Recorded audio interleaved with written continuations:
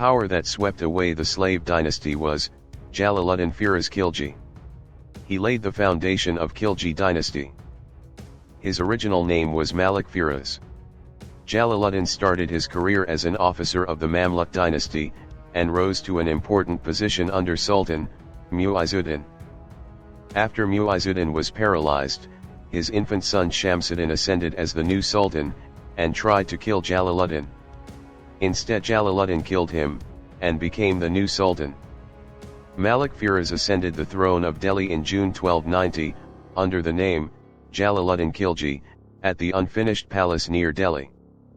At the time of his ascension, Jalal-ud-din Khalji was very unpopular.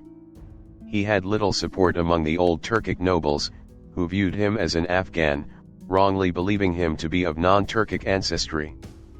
Jalaluddin avoided making any radical changes to the administrative setup, and retained the old Turkic nobles in the offices that they held during Balban's reign.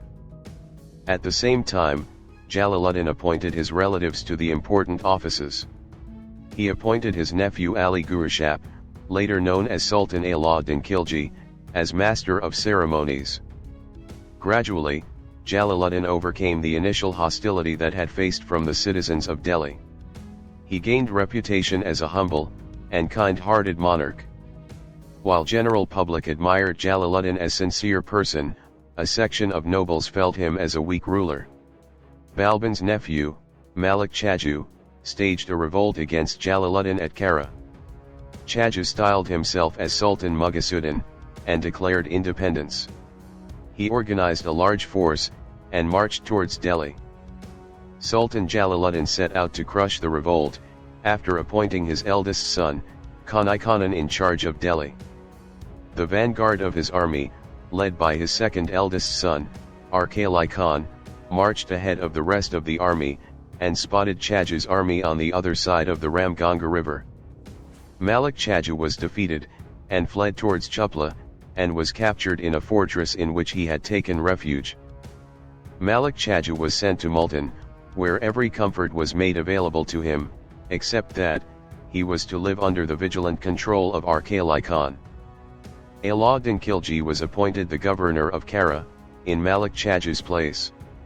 He later rose to become the greatest sultan of the Khilji dynasty. After Chaju's revolt, the Mongols invaded the northwest frontier of the Delhi Sultanate. The invasion was led by Abdullah, who was a grandson of Hulagu Khan.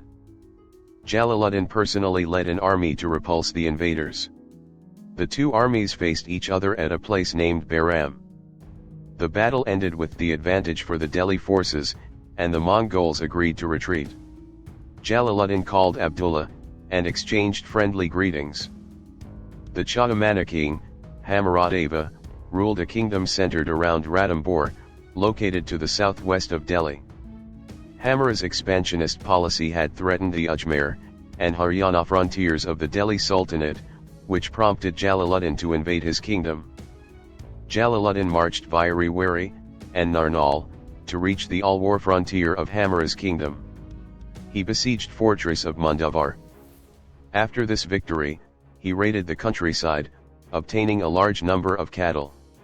Jalaluddin's eldest son, Khanai Khanan, died on the Mundavar campaign.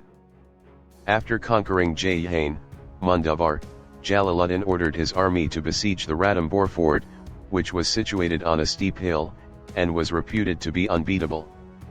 Jalaluddin abandoned the siege, when he came out to inspect the progress of the construction, and realized the ensuing siege would cost many Muslim lives. After deposing Malik Chaju, Jalaluddin had appointed his nephew, Ali Gurashap, later Sultan Jalal-ud-din Khalji, as the governor of Kara. Ali's father had died when he was young, and Jalaluddin had brought him and his brother Ulugh Khan. Jalaluddin had also married his daughters to Ali and Ulugh. Ali secretly planned a raid on Devagiri. In 1296, he set out for Devagiri with an 8,000-strong cavalry. At Gwalior, Ali collected a large amount of wealth. When Jalaluddin heard about Ali's success at Devagiri, he was pleased at the prospect of a vast treasure coming to him. Jalaluddin moved to Gwalior, hoping that Ali would come there to meet him, en route to Kara. However, Ali marched directly towards Kara. After reaching Kara, Ali sent Jalaluddin a detailed report on the raid, and expressed concern that his enemies may have poisoned Jalaluddin's mind against him. Jalaluddin marched to Kara with a large army, to meet Ali. He directed his commander to take the major part of the army to Kara by land, while he himself journeyed down the Ganges River. When Jalaluddin landed at Kara, Ali greeted him, he gave him kiss on cheek, and scolded him for doubting his uncle affection. At this point, Ali signaled his follower Muhammad Salim, who struck Jalaluddin with his sword twice. Second blow killed him. Jalaluddin was generous, and also the first Sultan of the Delhi Sultanate, to have benevolent attitude towards Hindus.